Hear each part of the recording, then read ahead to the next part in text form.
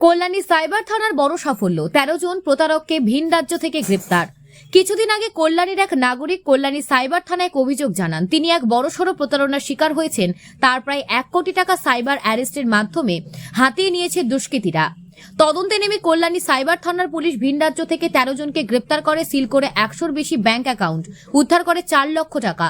তদন্ত চলছে, একথা জানান রানাঘাট পুলিশ ডিস্ট্রিক্ট এর অতিরিক্ত police super headquarter Siddharth Dhapola. অভিযোগ পেয়ে তড়িঘড়ি তদন্তে নামে কল্যাণী সাইবার থানার পুলিশ। তদন্তে নেমে সাইবার থানার হাতে উঠে আসে একের পর এক চাঞ্চল্যকর তথ্য। কল্যাণীর ওই নাগরিককে মহারাষ্ট্র পুলিশের নাম করে ধাপে ধাপে 1 কোটি টাকা হাতিয়ে নেয় দুষ্কৃতীরা। সেই টাকা দ্রুত বিভিন্ন অ্যাকাউন্টে সরিয়ে ফেলে সাইবার প্রতারকরা। এই জাল ভিন রাজ্যে তদন্তে নেমে কল্যাণী সাইবার পুলিশ দলকে যেতে হয় মহারাষ্ট্র, গুজরাট, হরিয়ানা সহ আরও বেশ কিছু জায়গায়। একের পর এক অভিযুক্তকে আটক করতে থাকে কল্যাণী সাইবার থানার পুলিশ। সর্বশেষ এক মহিলা সহ 13 জনকে আটক করে। গতকাল কল্যাণী মহকুমা আদালতে তাদের তোলা হয় এবং আদালতের কাছে পুলিশের হেফাজতের আবেদন জানায় সাইবার থানার পুলিশ। 8 দিনের পুলিশের রিমান্ডে দেওয়া হয় তাদের। আজ সাংবাদিকদের মুখোমুখি হয়ে ঘটনার বিস্তারিত জানান অতিরিক্ত police super headquarter Siddharth Dhapola.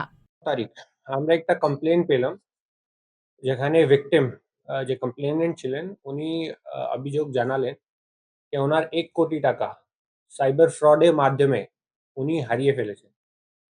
তো অ্যাকচুয়ালি যে হলো ঘটনাটা যে উনি আমাদেরকে জানালো, ওটা ছিল ওনাকে 19 অক্টোবর একটা কল, হোয়াটসঅ্যাপ কল উনি রিসিভ করলেন, যেখানে ওনাকে মুম্বাই পুলিশের একটা সাব ইন্সপেক্টর হয়ে আইডেন্টিফাই করে এক সাইবার ফ্রডস্টার কল করে ওনাকে বলল কি ওনার ফাইন্যান্সিয়াল এক ফ্রডে ওনার ইনভলভমেন্ট পাওয়া গেছে।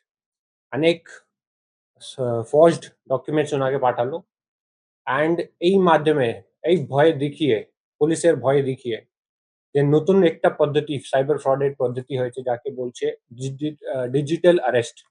ডিজিটাল অ্যারেস্টের পদ্ধতি দিয়ে ওনার থেকে 1 কোটি টাকা ফ্রড করা হলো। তো যখন আমরা পেলাম অন 6th of November আমরা এটা অভিযোগ পেলাম, তারপরে ইনিশিয়াল ইনকোয়ারি আমরা যখন স্টার্ট করলাম, তারপরে 16th of November যখন আমরা, because the size and magnitude যে ফ্রডের ছিল ওটা অনেক বড় ছিল, 16 নভেম্বর আমরা একটা স্পেশাল ইনভেস্টিগেশন টিম এখানে তৈরি করলাম, যেখানে ডিএসপি ডিএনটি সুপারভিশনে সাইবার থানা team, IC cyber Utpal and আমাদের এখানে সাব ইন্সপেক্টর আছে দেবারুণ আছে, और सब इंस्पेक्टर আছে Shubham and Debarun and other people also. অনেক লোককে ধরে আমরা একটা স্পেশাল ইনভেস্টিগেশন টিম তৈরি করলাম। তারপরে যে জানা গেল 1 কোটি টাকা যে এই রকমের যখন ক্রাইম হয়, ইউজুয়ালি এইটা সাইবার ফ্রডস্টার এখন অনেক অ্যাডভান্স হয়ে গেছে। ফার্স্ট যখন 1 কোটি টাকা ওনার থেকে ফ্রড করা হলো, ওটা গেল 7 ডিফারেন্ট অ্যাকাউন্টে, তারপরে অন্য অনেক অ্যাকাউন্টে, তারপরে এরকম 37 লেয়ার্সে ওনার টাকাকে ডিস্ট্রিবিউট করা হলো। এটা একদম জাল মতন রেডি করা হলো, তাকে আমরা ধরতে পারবো না। এইরকম ওরা টাকাকে ডিস্ট্রিবিউট করে অনেক জায়গা থেকে, অনেক টাকা হরিয়ানা থেকে, অনেক টাকা গুজরাট থেকে, মহারাষ্ট্র থেকে, রাজস্থান থেকে বের করা হলো। অনেক টাকা এখান থেকে আমরা যে এখন অব্দি ইনভেস্টিগেশনে পেয়েছি, ইন্ডিয়া থেকে বাইরেও গেছে। তো after going through all the documentation, after going through all the bank records, call records, আমরা কিছু লোককে আইডেন্টিফাই করতে পেরেছি। তারপর আমাদের টিম, সাইবার থানার টিম 31 ডেজের জন্য এখানে ছিল না, they were not in West Bengal. 31 ডেজের রেড এখান থেকে বাইরে হলো।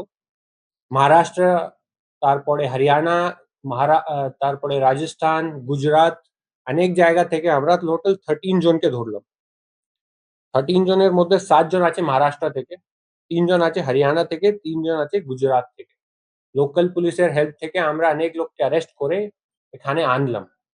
তারপরে এখন আমাদের ইনভেস্টিগেশন চলছে, যে জানা যাচ্ছে the origination of this crime is outside India. এখন অবধি যে আমরা পেয়েছি অরিজিনেট হয়েছে দুবাই বা কম্বোডিয়া থেকে এই ক্রাইমটা। এই ধরনের অনেক ক্রাইম এইরকম দেশ থেকেই অরিজিনেট হচ্ছে।